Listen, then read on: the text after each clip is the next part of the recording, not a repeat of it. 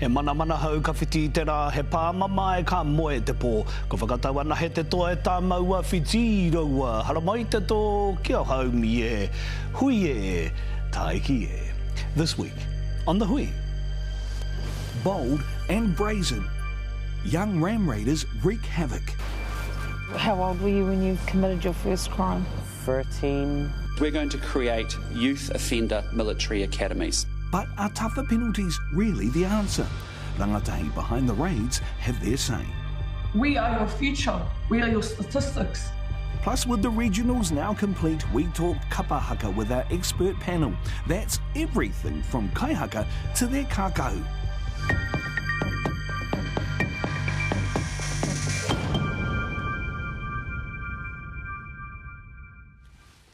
Ngā mate o te rā, o te wā pūrara haramai, haere. Tātou kei te o maramati, he wa Mauriora, and welcome back to The Hui. Brazen ram raiding young offenders are plaguing small businesses, devastating their livelihoods. Some of the offenders are as young as 10 or 12. Under the government's proposed hardline approach, those 12-year-olds could soon find themselves in court and end up in a boot camp. But those working with young people want to show there are other ways to combat crime without affecting the future of our rangatai. Mea nei te pūrongo, Arubani Pereira.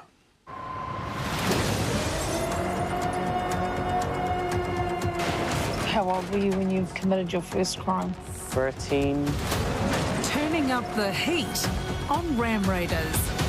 Well, I don't think you can call them anything else but criminals. It's criminal behaviour. But are the kids to blame? We're going to create youth offender military academies. And is getting tougher the answer? I don't agree at all that it's going to work. Rangatahi behind the raids have their say. We are your future. Regardless of we're in jail or not, we are still your future. We are your statistics.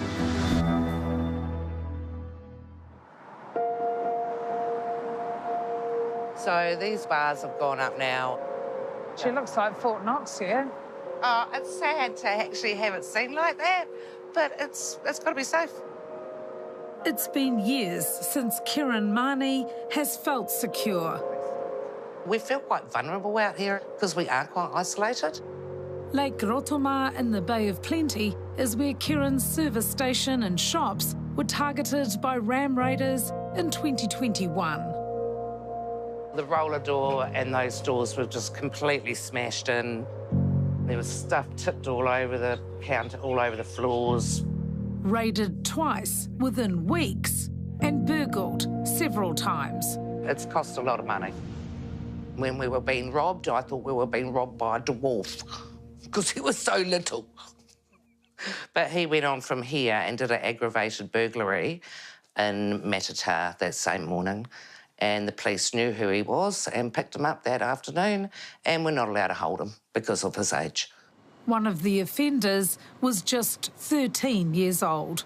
At the moment, they know that they can just get away with it, keep coming back, doing the same things. Currently, kids under 18 aren't subject to the adult criminal justice system unless they've committed a serious offence like murder. But now the government is driving stricter penalties for rangatahi who commit ram raids. It's a lack of respect for everybody. Kiran Mani believes young offenders are getting off lightly, showing little remorse. I've got one letter of apology from a young lad in Taupo who I believe has turned his life around. And he was just in the wrong place at the wrong time. But we're probably out of 13 offenders. No more letters. No sorries. However, Kiran doesn't blame the kids entirely. Just criminal behaviour, and a lot of it's because these kids are bored and they don't have enough in their lives. And these kids are just left to their own devices, which is going to create problems. I wanted to give up on him a lot of times. I really wanted to give up on him. Kim Parata's son Demetrius would stay out all night, stealing cars and taking part in ram raids. He was getting in a lot of trouble with friends. I thought he was going to school. He wasn't going to school. He was actually working with big teenagers.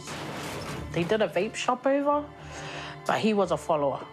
Kids say he didn't know how to drive or anything like that. Coming back at home in the middle of the night, and he was only 9 years old. I'll come back home, and then I'll say, "Where's my son?" You know, Demetrius's dad was an alcoholic. He wasn't any help.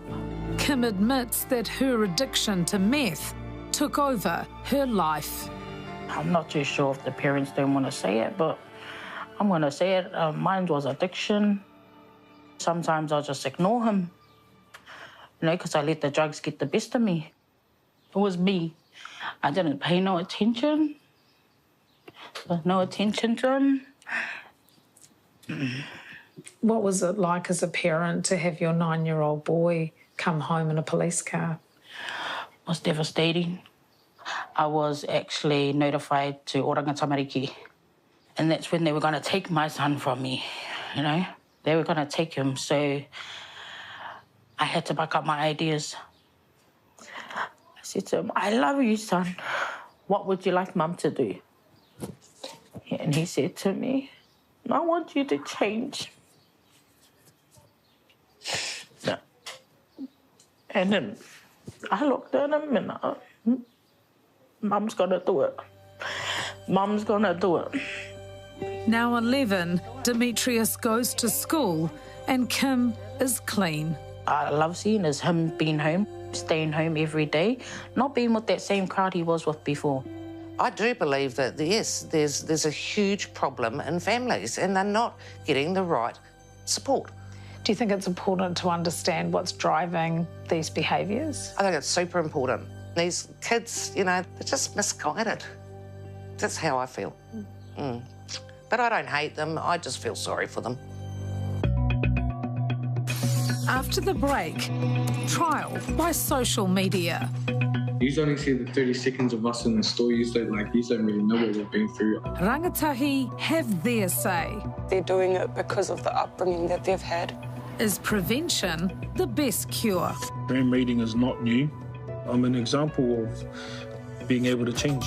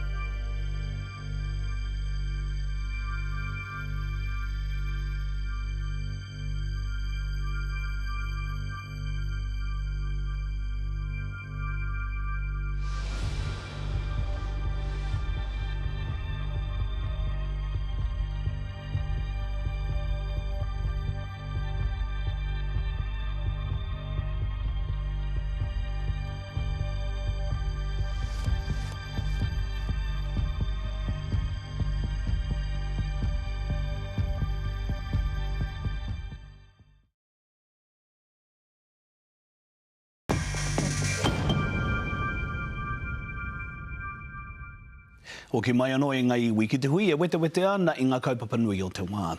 By the middle of this year, the government plans to start trialling military academies for the worst recidivist and violent young offenders. But critics say there are better ways to rehabilitate troubled youth. Here's part 2 of Rorani Pereira's story. I know what it's like to feel unwanted. I grew up family home to family home, boys' homes, imprisonment even. And I think for majority of our kids these days is that they're just lacking love. And so we try and come out here and be that love for them. Grew up in this neighbourhood, so it's really cool to be back here in this place. Tu Poifare is on after-school pickup duty every day. That's why we try and give them structure and routine, so pickups is always the same time, never changes. This van load of under-13s from Manurewa are part of the Kura Manaki program for kids who regularly skip school. run by charitable trust, the Pride Project. This is the ambulance at the top of the cliff. We have a good opportunity to be able to make changes in their life before they get affected by alcohol, drugs, offending, and all those types of things. What are the issues that you're seeing? This group that we have is attendance issues and behavioural issues, whether it be at home or in school. So we work alongside not only the kids, but also the parents as well. So any support they need that can help them be able to parent better. You like pizza? Yes. Yeah, I know you like pizza. So we'll wash our hands, clean hands, because you're going to be making your dough. And you've got a wait list as well? Yeah, you've got a backlist. I think roughly around 50 to 60 on the backlist. It's a lot. Yeah. A lot of need. Yep. Do you know what this is? Tomato paste. This is made with a can of tomatoes. Kuramanaki is about as far as you can get from the military-style boot camps the government plan on bringing back next month. Press ups, go! To get troubled youth back on the straight and narrow. So this is the dough there. Have a little feel of it. We've come to realise that classroom settings doesn't work for us, but we know that hands-on activities is good. So if we're having that problem here, then it's possibly the same issue at the school as well. When you grab your flour, it's a small amount like this, and you're going to go just like that. Today, their classroom is in the kitchen. If you don't have special equipment at home, you can use a plate. Learning to make the dough is probably the most important part, which is cool to see them doing. What you want to do is this. Can you do that? It also creates rapport. Now you're just going to do this. Use your hand. For them to know that, yeah, we're here for them. We change it up, but we always do life skills around cooking. But then we also have our boxing trainings for them to burn off energy, learn discipline. Every day there's journaling being done, just so they can reflect back on their days and then track how they've been over the term. You're even teaching them how important it is to wash up and tidy up as well, eh? Yeah. By teaching them that, it sets them up to be able to look after themselves and their homes at the same time. And what kind of changes have you seen in the kids? Well, definitely attendance. Haven't seen a day off this term since starting with us. For any of them, they're smiling, hoodies off, hearing from parents saying, oh, it's so cool to see my son is doing well. I haven't had any behavioural issues or lash outs or all those types of things. Demetrius Parata hasn't been in trouble since being with the program. I've seen changes around him and his behaviour, because before, if anyone would do something wrong to him, he would just hit them back. But we haven't seen any of that. In March, Tu Pouwhare supported Rangatahi addressing a Justice Select Committee at Parliament. Well, welcome, guys. Thank you for joining us. Arguing for an alternative approach to keep kids in school and out of trouble. 11-year-old Demetrius was one of the speakers. I used to be a bad boy and do ram raids and stuff. We didn't raise ourselves. 20-year-old Erica Kiri grew up with her 5 siblings in a garage. Her dad was in a gang. Well, we don't all get this, the same start in life as what you fellas might have had. Erica's first clash with the cops was when she was just 14. When did you realise, Erica, that not every kid grew up the way you did? When I was so it was the first time I got arrested. That's actually the first. I'm laughing, but it's not actually funny. The first time I got arrested, it's because I started having a scrap with a police officer. But in my head, I thought that because I was a kid, they would just still take me home right afterwards because it's normal. That stuff should be all good. But no, I got arrested. And then that's when it started coming in my head oh, all the stuff I was used to growing up is actually not normal. I believe that it all starts at home. The environment that children are raised in, that's how we go into the world. If we came from better families, you know, if we just had people to look up to, like role models. Proposed government law changes under the Ram Raid Amendments Bill would see 12 and 13-year-old first-time offenders criminally prosecuted. Ram raiding is not new. I'm an example of it from when I was younger. The good thing there was that there was no phones in there to capture these things, eh? That's the downfall for these young ones, is devices. Them having devices, it makes them go out and record these things because they think it looks cool. The government is also proposing to make filming and posting ram raids and similar exploits online an aggravating factor during sentencing. This brazen smash and grab captured on camera shows 18-year-old Aaron Tyree and his mates stealing cigarettes from a supermarket. Growing up surrounded by domestic violence was all Aaron knew. Just got sick of it. Then, yeah, just started doing crime and feeding myself and making my own money. Yeah. Escaping a bit, eh? Yeah, escaping home, yeah. If I didn't say yes to joining the course, I reckon I'll still be doing crime. I'll probably be in jail right now. Yeah, I wouldn't be probably doing this interview. Aaron and Erica are part of the Pride Project's Mangopare program for older teenagers and feel strongly that the government's hardline approach on vulnerable youth won't work. Most of these people come from violent upbringings. We're going to have a new upcoming generation of what will be more high-risk offenders than the previous generation. If you'd been put, say, in a boot camp, how do you think you would have gone with that? Not good. I had challenges with authority. Yeah, like really bad challenges recognising authority. For the first time in their lives, these rangatahi see a future that's not in the justice system. I never really expected to be thinking about the career and stuff like that. I got so many options, but I don't know which one will be best for me. Like, I'm scared of failing, which is only normal. The back to basics approach is demonstrating successful outcomes. They're being offered in like such a loving way that these kids, they want to do better for themselves because they see that other people can see the potential. Like they want their family to start to do better. Instead of wanting to throw them away in a box and go and send them to a boot camp, it feels like they do that just to get them out of the way. Another reason why I want to work with these kids too, because I'm an example of being able to change.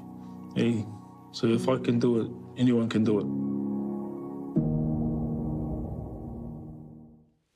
Hara mai e te hunga rangatai. Kei te tunu mai e te iwi after the break. 55 Kapa haka have qualified for te matatini o te kāhui maunga to be held in Ngā Motu in Taranaki in February 2025. Our expert panel, legends Te Tae Pakameta and Mercer Yates join us after the break.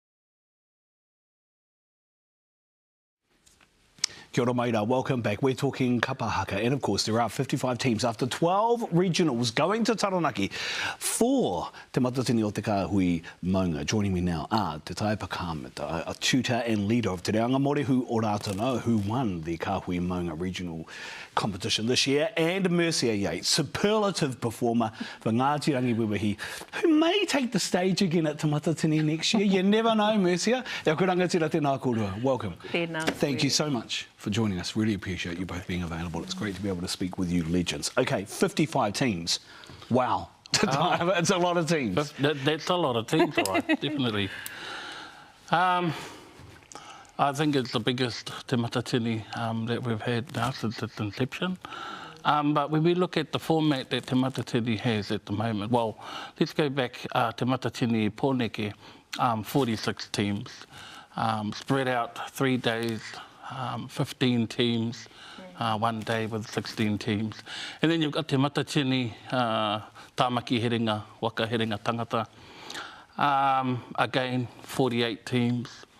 Or so, you know, 16 teams and whatnot. Now 55. So we're looking at about 19, couple of days of 18 teams and 19 teams. Now when you start at 8, 15, 30, and then you're looking at 6:30 finish, but with 55 teams, you're looking at about an 8 o'clock finish. Yeah. It's a long day. Some of us Kapa haka freaks love it, It's Mercia. absolutely hard. But it's hard for judges. I mean, you've judged. It's hard, eh? And koera no hoki tāku, like just looking at that formula, if it's not spread out over a 4-day period, it would definitely lessen the load for the judges. But I just think 55 teams for Te Matatini, whilst that's great, because it demonstrates that our rohe and our haka is alive and thriving. However, what we also know, having judged, is that is a huge tax on our judges. And I just don't believe that we need to be facing the pressures, I suppose, as judges, but also for the kaihaka themselves. That's a long day for kaihaka.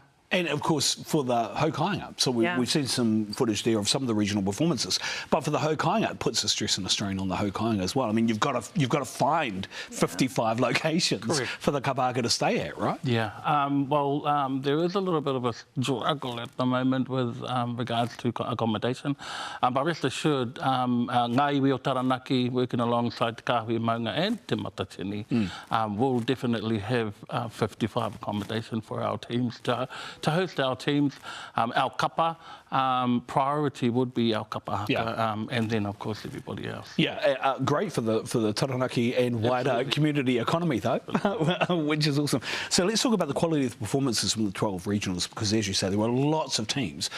How did you see the quality of the performances in the 12 regional competitions? Well, actually, I was just talking to Mercia earlier and I was thinking, I think for my question is, where is Kapa haka going and what does that quality look like for competition, and what does that quality look like for Kapa haka? But I can see that kei te whanake haere, ngā Kapa haka right across the country, and the new ones that are coming on board at the moment now are actually competing for the competition and not just to entertain, albeit majority of them were kei tautoko teams. We saw a little clip of, I think it was Te Rangiura or Wairarapa just before, so that's one of those teams I think that has just blossomed. Only had a couple of competitions, one maybe regional competition previously. They'll be contenders. Mercia, it makes it tough on rohe like Te Aroha, right? It absolutely does. You know, you've got 6 qualifying teams and you could have 8 or 10 or whatever it was. I mean, all of them could be competing for the final slots. And I think that demonstrates also, like as Taipa and I were talking earlier about, my kids actually said to me, what about a quota system, Mum? Because obviously you've got your competitive teams like Te Aroha, but we didn't have as many tautoko kapa. So we've still got strength in the numbers of our Te Aroha teams that competed. And I think, dare I say it, and I can say it, no Te Aroha ke tātou. But, you know, Te Aroha has it. You know, like we could have taken any one of our competitive teams to Te Matatini. Unfortunately, 6 had to be chosen. We also, when we spoke about the quota system, we've seen regionals over the last few months where their tautoko kapa have been more than the competitive teams. So where is the fairness in that when we start looking at the groups that qualified for Te Matatini? Yeah, and you raise a good point, right? There could be a time at which, because if every rohe got 6 teams into the competition, that is a heck of a lot of teams. 78 Kapa haka. So do you think we might get close to a point at which we say, look, there are too many teams going to Te Matatini now, we have to look at something different? Well, I mean, it's in Te Matatini's mission statement, you know, to grow kapa haka, you know, quality and all of that. The question that we need to ask is, are we actually sending quality kapa haka? No offence to all our kapa that have made it, you know, congratulations, you made it on the system that allowed you to get to Te Matatini. When we're talking Te Arawa, all 6 qualifying teams from Te Arawa deserve to be there. I mean, look at the last result of the finals. 5 of those 6 that were sent to Te Matatini were from Te Arawa. And so there are other regions to which, you know, they're still growing and whatnot compared to the 6 that, and the 7 and 8 that Te Arawa could have put through. Okay, we did say, though, te whanake haere. We've seen, I think, a growth of quality of performance. Mercy, is there anything different you've noticed this year that has led to that, or anything different from previous regionals that you've noticed in particular? Yeah, well, obviously, I think Motai, whilst that was new for some people's eyes, Taipa and I were also talking about other kapa who have presented in a very similar way, but perhaps wasn't judged in the same way as Motai Tangatarau did. We've seen it in secondary school kapa haka as well, with one of our secondary school teams taking to the stage in very similar outfits. But that was definitely a time period that was captured and has been captured. And even when I look at our 55 teams competing at Te Matatini next year, I've often had a whakaaro of, is it fair to pull them in ohu? Is it a traditional pull? Is it a contemporary traditional pull, like the likes of Rātana, Rangiwiwahi, and Te Whānau Āpanui and Tūhorangi, you know, that genre of kapa? And then is it like we don't see anything like kataore anymore because they were just too theatrical in the way in which they presented themselves? But I feel, have we seen anything new? I don't believe we've been allowed to see anything new and extraordinary in that space. Yeah, that koe te tui kind of approach, varieties and spice of life. There's a couple of other issues I want to get really quickly if I can. Lots of first equals. I mean, look at Tamaki Makoto, the announcement on Sunday, 3 first equals in the competition, but lots of first equals in sections as well. Is that a good thing or a bad thing, do you think? Well, I don't really mind it. I mean, for example, if you won, then you won. You know, if you come first, then you come first. Because if we take that result and we go back to 2019, where Ngā Tumanako and Ngāti Rongomai were neck and neck until it got to the haka, you see. Now, just give it to the both of them. You're a winner, and everybody's a winner. It is an open. It's one of those moments.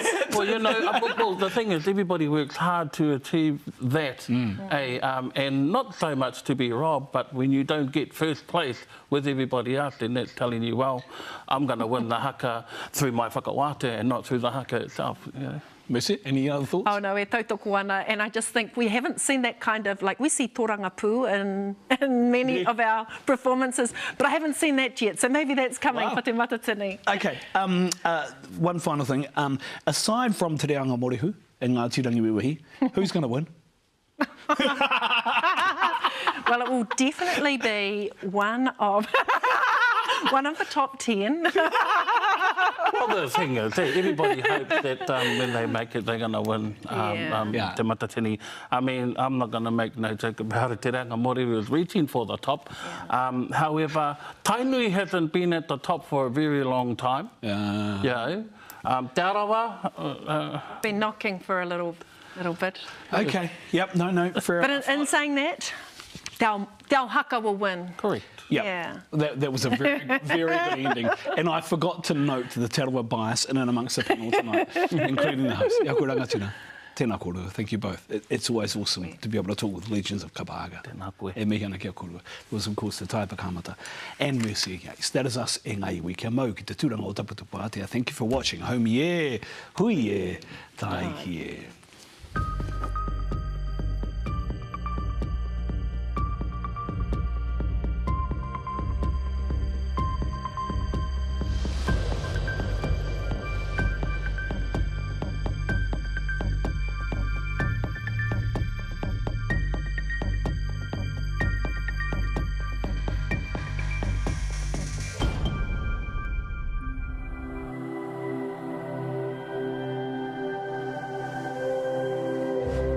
te reo, te take. Nā te puna whakatongarewa, te hui, I tautoko.